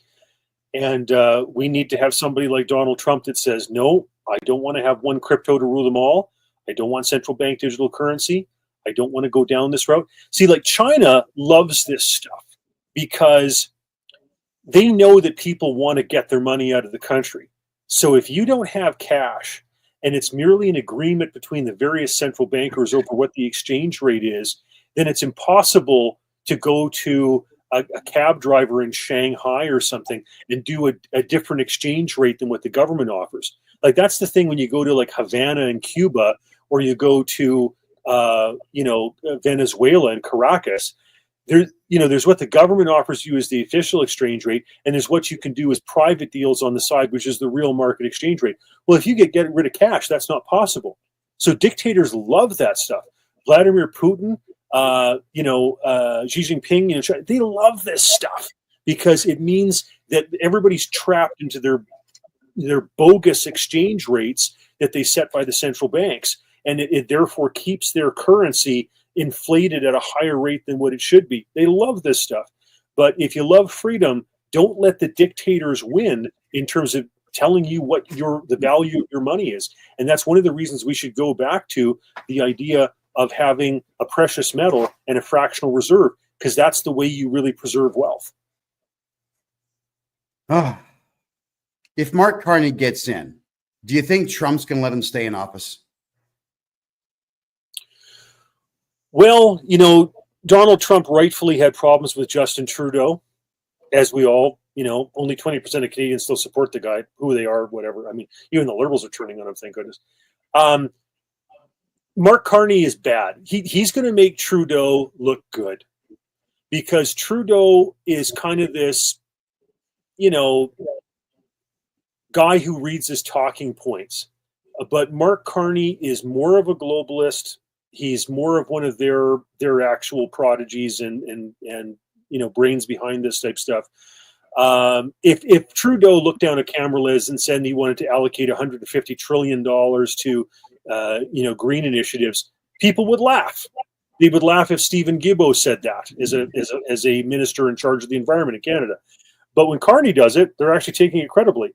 And the problem is he could actually bamboozle some of the Europeans and others into thinking this is a plausible idea. So he's more dangerous than Trudeau. Smoother, slicker, more dangerous. Is he really that charismatic that he could say to just literally go to some place and say, hey, we're going to go between 10 and 100 times our current national debt to build green energy, and have everyone say, like, yeah? Is he really I'm not sure it's that he's charismatic in the sense that he believes he's got well, maybe he does. Maybe he does sense he has a divine mission or some sort of, otherworldly, element to him to do this. And this is his mission while he's here on Earth. Maybe. But I think the problem is he's the gray man. He's what they refer to in intelligence and espionage communities as kind of the guy who just, floats there and doesn't get noticed and whatever, and doesn't ruffle feathers. Like Trudeau can come across as a clown, right? He puts on blackface. He wears inappropriate headgear. He appropriates other cultures and kind of dresses up. Like, he plays Mr. Dress Up. But Mark Carney's not going to be that stupid. He's never shown that before. And so he's just more credible. And people are going to buy this stuff. Like, if I had to have if the forces of evil were looking for a salesperson for central bank digital currency, it's not Justin Trudeau, right? He's too laughable. But with Mark Carney, it's much more dangerous. Well, he terrifies me, this guy. And should Mark Carney get in, and please, Uncle Trump, if you are watching this, you go remove him by force. And yeah, man, I was in a court case. This is back in 2021. Conveniently, there was a court case brought against me while I was running for mayor of Calgary, because I was the only real conservative guy saying, don't get needles, don't put on masks. We're going to put the whole city back to work when I'm mayor. So conveniently, someone who was funding Justin Trudeau to the tune of $100 million decided to just magically sue me for defamation of character right in the middle of my campaign. And of course, the entire left-wing audience focused on the fact that I got sued by a guy who's Muslim when his faith had nothing to do with any of the truths that we had divulged about this guy in our media. Well, where it gets insane is there was absolutely no evidence brought in this court case that I had said anything that was untrue. But the lawyer, his name is Jonathan Lysis. He prides himself on being a lawyer of 29 years. The guy's the biggest wimp I've ever met in my life. Tough in court because he's got the judge to protect him. But out in the public, wow, coward. This guy says, Your Honor, Mr. Johnston here has once said to Donald Trump that he would like to see Donald Trump come in and annex Canada, take over Ottawa, and remove the Canadian government by force. Now, and we just can't allow a man who's calling on a foreign government to interfere in our great nation, because he was a left-wing individual who likes to raise money for the pedo people. And I've got evidence on that one too. And the judge saw red when I was accused of saying, which I did say, by the way, I did say, Trump, please remove everybody from Ottawa. But that's all it takes in a left-wing country to get an 18-month jail sentence in Canada for defamation. Sorry, not even defamation. It was contempt of court, because I was asking Trump to fix the country. That's how pathetic it is. So obviously I can't be in Canada because they're going to keep doing it. Right? What is there any solution to guys like Mark Carney and Justin Trudeau and this Jonathan Lysis guy and all these extremist left-wing maniacs shutting down freedom of speech and shutting down the conservative economy? Is there any solution that we have to this at all? as a nation? Please go ahead. Well, I actually think that Justin Trudeau can legitimately be charged with treason. Like, not joking. If you go ahead and you allow the People's Liberation Army of China to have operatives inside our highest level biohazards lab in Winnipeg and have them export coronavirus to the labs in Wuhan, and then go ahead and add gain of function to it to make it more deadly. Now, you might be able to argue that he was just an idiot and he was naive to allow that to happen. But once you've been informed by the Canadian Security Intelligence Service, et cetera, that that's what went on, right? And then after that, you go and buy jabs off of China that you know have been weaponized, and you buy enough of them, 8 doses for every man, woman, and child in Canada.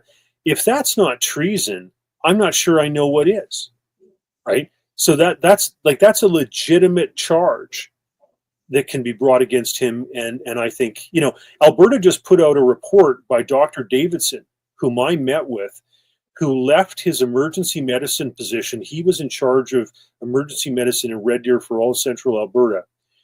He went down to Texas, learned the protocols with regard to hydroxychloroquine, ivermectin, vitamin D, etc.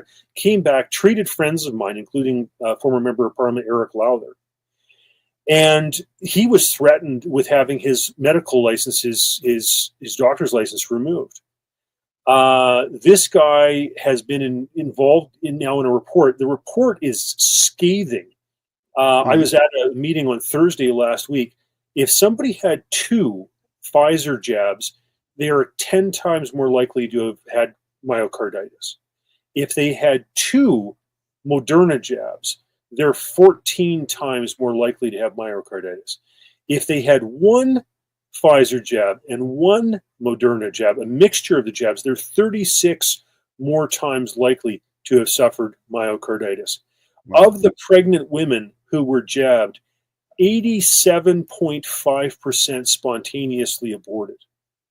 And of children who were jabbed, there was a 3,328% increase in infant mortality death.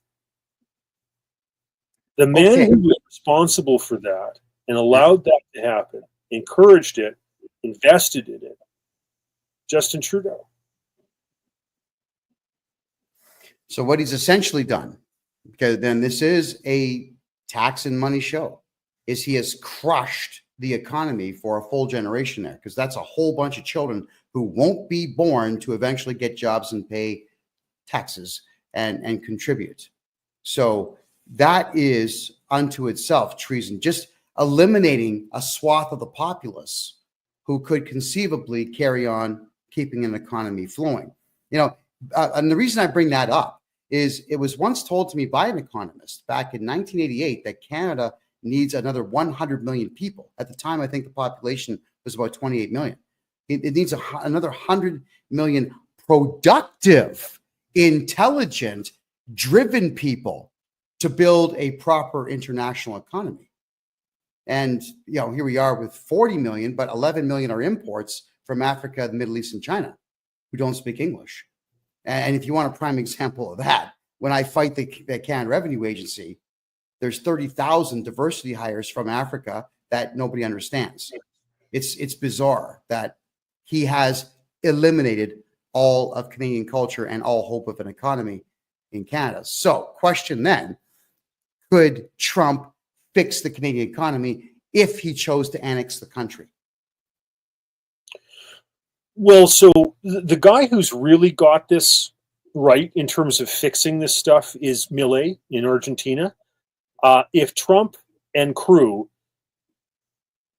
go down that path and get rid of the DEI and get rid of, the overspending and get rid of the waste and drain the swamp and all the stuff that he probably wishes he'd done in his first term in 2016, it's going to be huge. And there's going to be a ton of Canadian money who just decides to leave Canada and go to that. There's no doubt about that.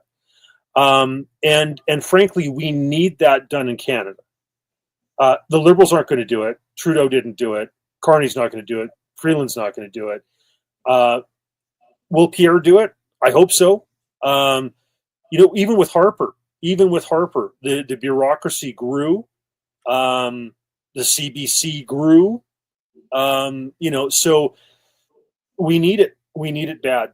Like I said, we've got a housing bubble that's about to burst, and we need somebody who's going to come in and really right size the Canadian government. I mean, talking about the CRA, I could do that. We could do a whole show on that. But they actually have more people employed in the CRA than the entire Canadian military. It's ridiculous. And for our American friends, that's the Canada Revenue Agency.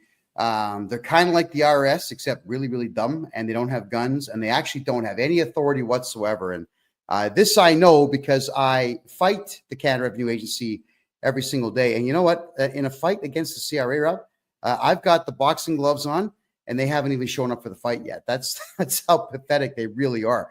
And I'm educating a lot of people on that. So we've covered quite a bit in the last 95 minutes here. So now what we got to do here is offer solutions. So let's talk to our Canadian friends first.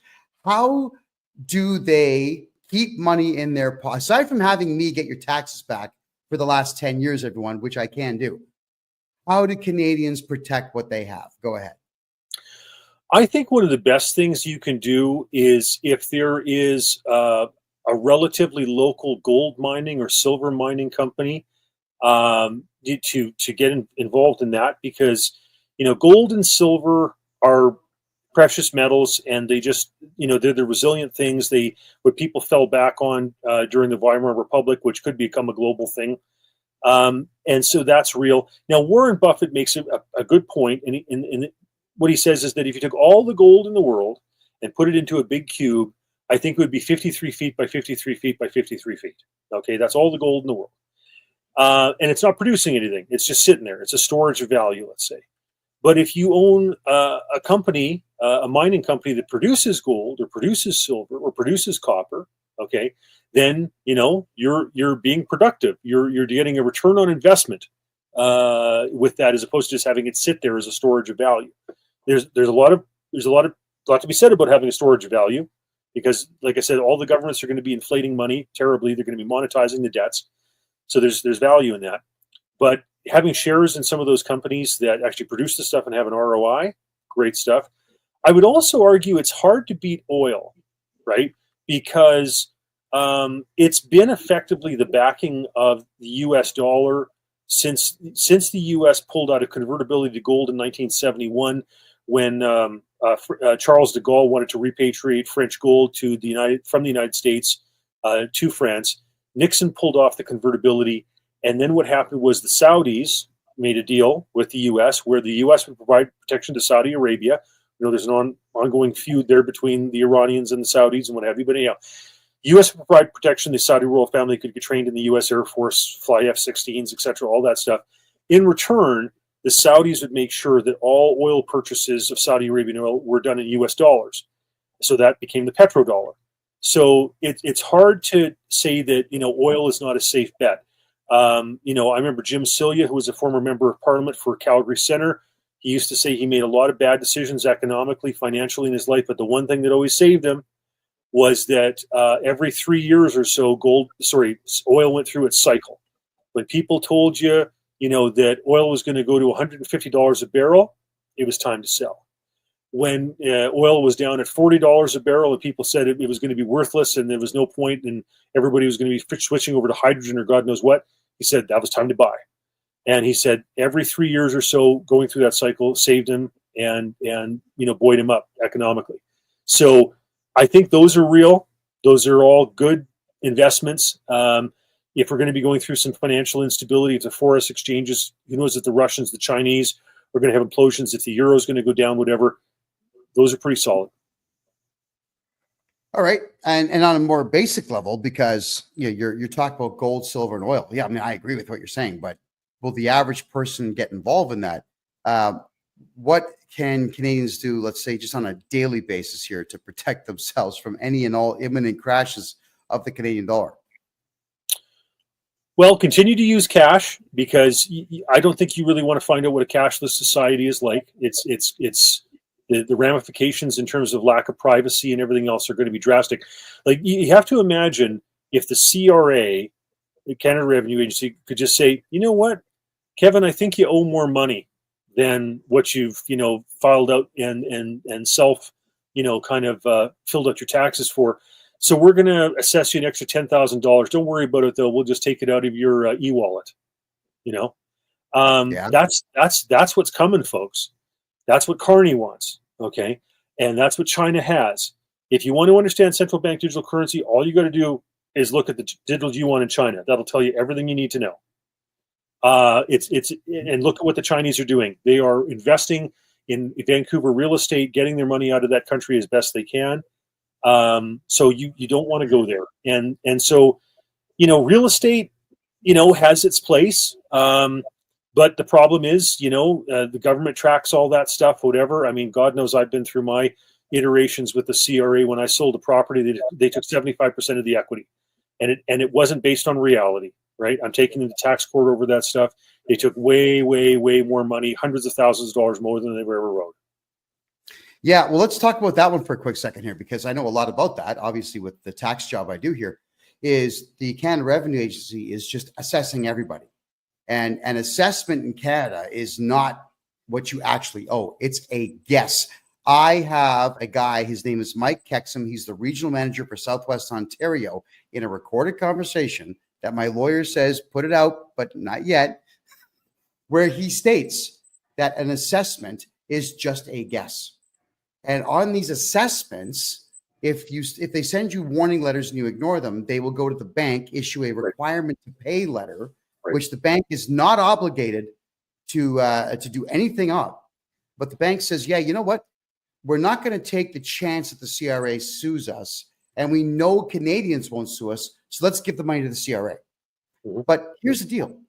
For everybody who doesn't understand the Canada Revenue Agency, they don't actually sue people unless they know that there's a guaranteed win because they pre-greased the palm of the judge. They're not suing anybody. Now, we, the people, have to start criminally charging these bank managers and suing the bank managers personally and the banks to stop this practice. And what Rob, you said is correct, because when they assess my clients, I have the option to appeal, and we appeal everything for every client and push it into the future a couple of years, which gets us 2 years of time to move their homes into numbered corporations, move their money to the States or here to Panama, move their cash into crypto or gold or silver. We can clean them out on paper. So if we were to lose in court, which I don't do, there's nothing that the CRA can take. If it's a central bank digital currency, everybody, Rob's right. They're just going to take it. And Rob, I got another example to give you here. Ford is in negotiations with the Royal Canadian Mounted Police that if you are actually speeding in your new Ford, it's going to tell the RCMP you're speeding, who will issue an automatic ticket and your bank account will get debited. That's what Ford and the RCMP are negotiating right now with the federally chartered banks. And that's not even with the central bank digital currency yet. So what then? Go ahead. Yeah, no, years ago, I decided to go down the rabbit hole of central bank digital currency. And the more I learn, the more disturbed I am. It is dystopian. It is Big Brother. It is absolute control. Like the best word to describe central bank digital currency is control. They can expire your money, say it's no longer good in 3 months. They can tell you and dictate to you what it's going to be spent on, like an electric vehicle, etc. If you criticize the government, it can be put in hawk. It can be held onto. It can be expired. It can be seized. It can be fined.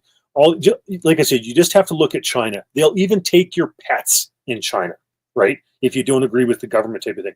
Like this is where this stuff is going. And so people have to understand this stuff and just, fight it. Keep your cash, invest in stuff that's real. That's why I say gold, silver, copper, oil, platinum, whatever. Like there's stuff that actually has, real tangible value.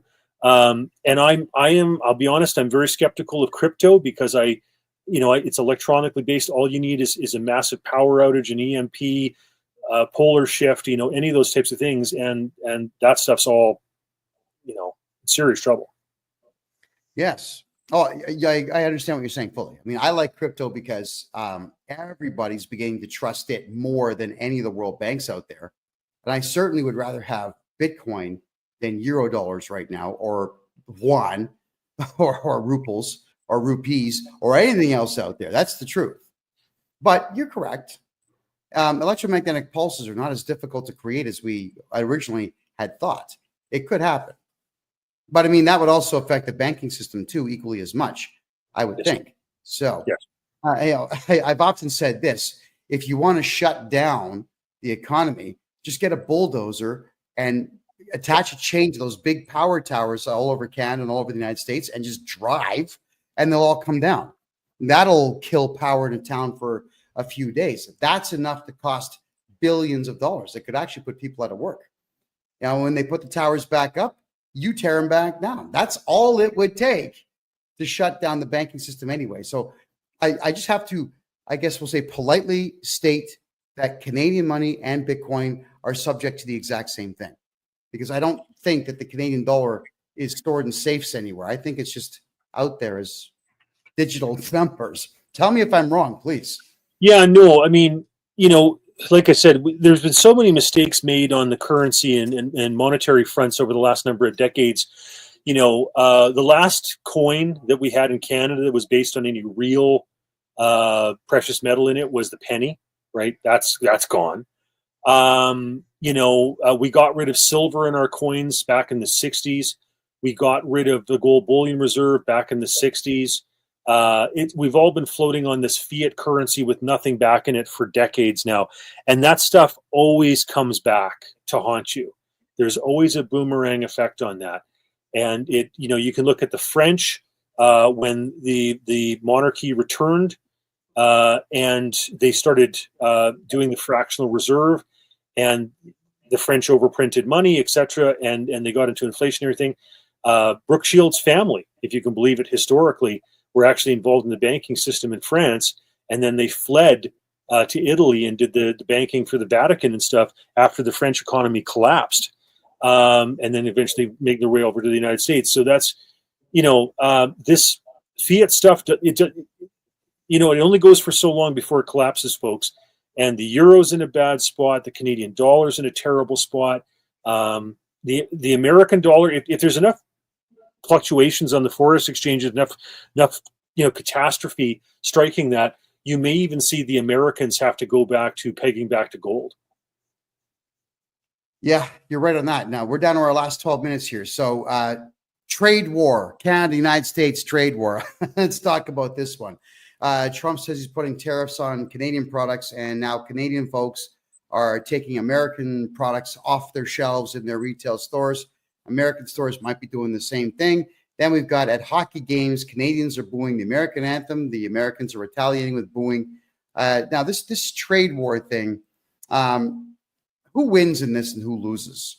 I don't know who the winner is. I'm hard pressed to imagine who the winner is. Really what this was is Donald Trump saying, fix the damn border, right? And like, it's not only Donald Trump that's been saying that. I remember when I was on a TV show, the editors that Larry Shapiro used to tape in Montreal, and we would bring in some Americans, some Canadians, etc. Howard Dean was on the show, etc., governor of Vermont. And, at the time, we had Mujahideen Khalq that was operating out of Montreal. If they had been in the United States, they would have been hiding under a rock. But in Canada, they had a public relations person, they had media contact numbers, the whole nine yards. We had Ahmed Rassam, who was plotting to blow up LAX airport, that was caught leaving Canada to Port Angeles in the United States on the ferry. Like, we've got problems in this country. We've got groups and terrorist organizations and whatnot that are operating here, plotting against the United States. The ambassador Paul Cellucci under Bush talked about Canada being an aircraft carrier off the north coast with a bunch of terrorist organizations in it. He's not wrong. So, right. There's things that need to be fixed. We've had CSIS agents for years talking about, and you were right in your introduction when you said they get ignored. Like, how frustrating would that be to be a CSIS analyst who is looking at these terrorist organizations, recommending that they be put on a terrorist list, And the government ignores it, doesn't do anything about it, because the prime minister has the largest Islamic population riding in the country in Papineau in Montreal. It's disgusting. And I understand why Trump's frustrated. And he's basically saying, like, fix it.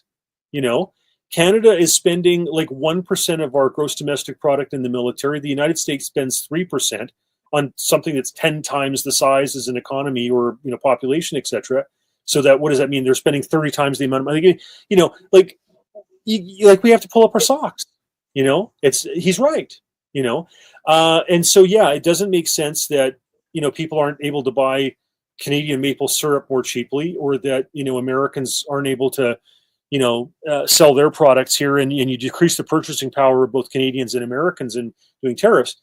I think he's just trying to wake us up and say, fix the border.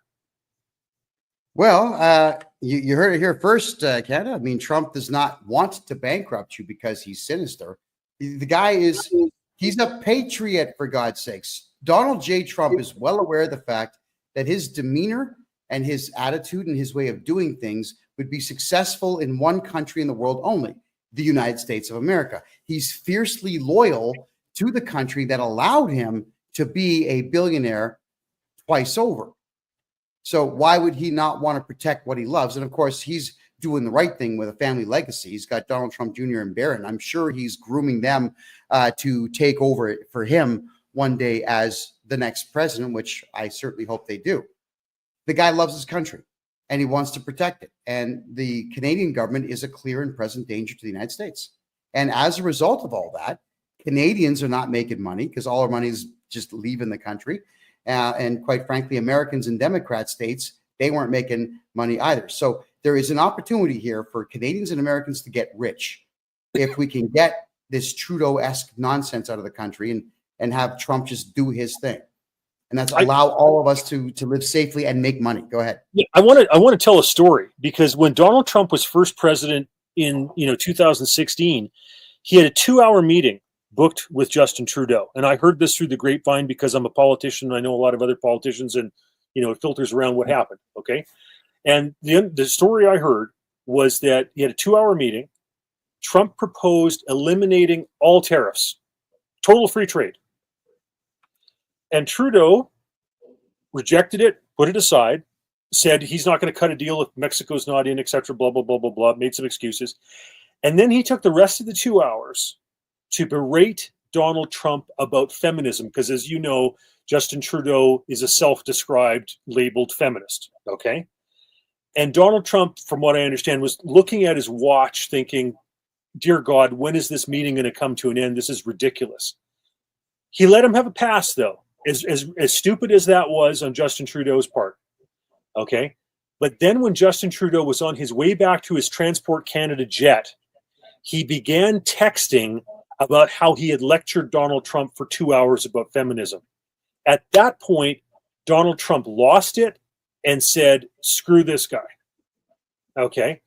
And so Donald Trump was offering no tariffs, free trade right across the board when he first was meeting with Justin Trudeau.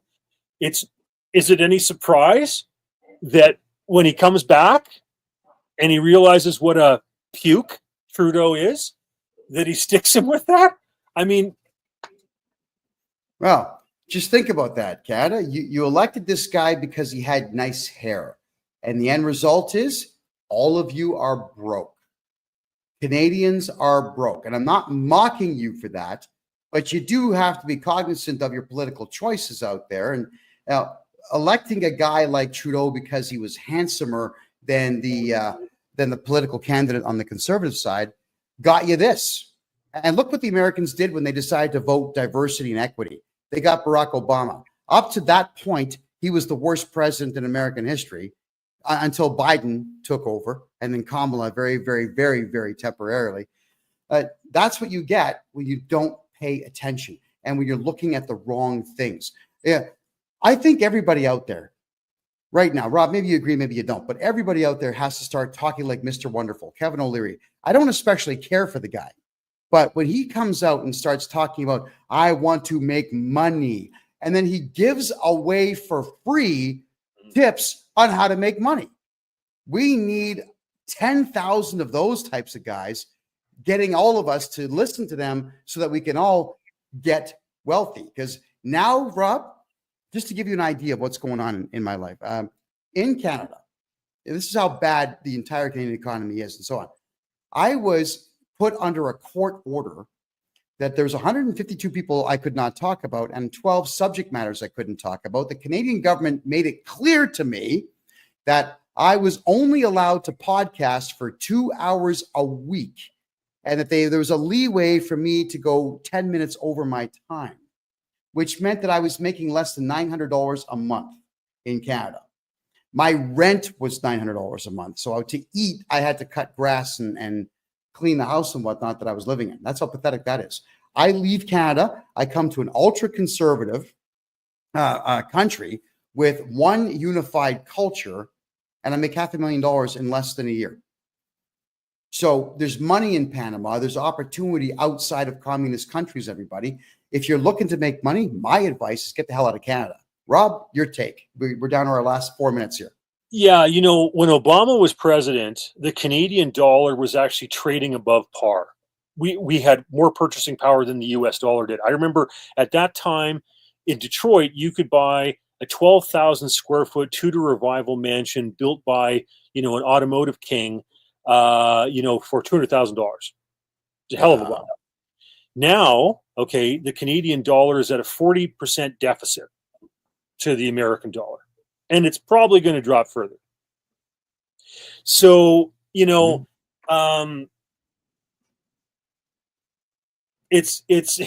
time to change who's at the helm, and I hope that we move along the lines of what Milei is doing in Argentina, because, like I said, they can't raise the interest rates high to fight inflation because it'll bankrupt themselves. They don't even have the ability, if the economy tanks, to cut the rates very much because then people won't buy the debt instruments. So they either have to cut spending or they have to inflate the money supply. And I think a lot of politicians are lazy. Most politicians in the Western world are lazy. They're going to inflate the money supply. What they should be doing is what Milei is doing in cutting spending. That's what they should be doing. Yeah. Well, Milei cut 20,000 government jobs in the first couple of months he's in office, and look what's happened. They're actually flourishing for the first time in a while. And I'm getting some questions in all the chat rooms here about what were you not allowed to talk about in Canada. We're down to 2 minutes. I really can't get into that. It's a long list of things I can't talk about in Canada.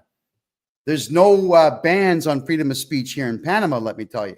You can say what you want here, and I intend to. My mouth's going to get a whole lot bigger than it already is. Rob, tell people who you are and how they can find you. Well, Rob Anders, former member of Parliament. My email address, robforblue@gmail.com, ROB, numeral 4, blue, BLUE, ampersand, gmail.com. As a result of some of the shows I've done in the past, people ask me to add them onto my list that I send out emails about central bank digital currency. I'd be honored to do that. So, yeah, keep cash, folks. Yes. Rob, listen, it's always a pleasure to have you here. I know you're a banking expert. You've been a politician for over 20 years in Canada. You're one of the rare politicians out there that the Royal Canadian Mounted Police has raided your house because you're just too damn clever. And you've told too many, truths. But thanks for fighting for Canadians. Thanks for fighting for freedom in general. And thanks for being here tonight. Greatly appreciated. Much appreciated. It's an honor to be with you, sir. Thank you. Take care of yourself. Good night.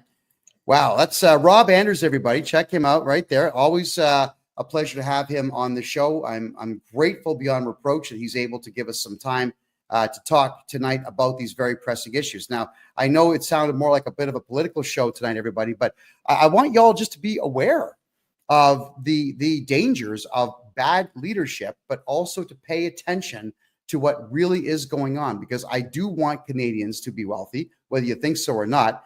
And you're not going to do it if you're still in Canada scratching around for what's left over. You got to leave and look for other opportunities. And in Trump's America, there are opportunities. Here in Panama, there's opportunities. Argentina is thriving right now.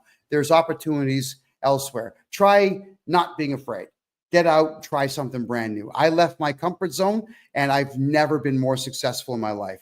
Here in Panama, I'm having an absolute blast. And don't forget, everybody, yes, I am Canada's #1 income tax and corporate tax expert. I will go back 10 years and get you back at least half, up to 100% of all your tax money back. If you've got a corporation that's suffering in Canada and the United States, I can take all that debt away in less than 3 days now. I've perfected my craft. Get a hold of me on my personal website at kevinjjohnston.com. Thank you for being here, everyone. We'll see you in a week. Take care and good night.